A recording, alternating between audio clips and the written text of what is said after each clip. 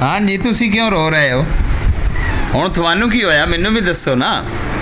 रोवण दा किहड़ा मतलब है? रोवण दी है गल जिहड़ा रोई जाना है? ओ तेरी खैर होगी बस यार, रोईदा नहीं मेरा पुत्र। वो किते गया नास अब्दुल आफे आ बई अब्दुल रहीम दी जेहड़ी शै तेरे कोल है ना उसनू वापस दे दे। आ जा आ जा आ जा जल्दी।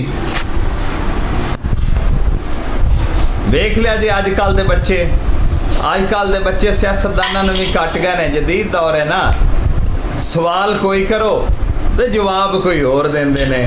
वो इंज ना जिवें वो मैं तो समझिया मैं ही घर दा राजा, पर ये तो घर दे बादशाह ने, असां तां दरबारी बन गए हैं। दोस्तों सलामत रहो मित्रों, सजनों, बेलियो। ये साडी हाई अज बच्चों के नाल गपशप घर बैठे आए, होर तो कोई साडे कोल प्लान हा कोई ना। इसलिए ये वीडियो इन्नी को इस वीडियो का हुण असीं इत्थे नूं खत्म करने आ।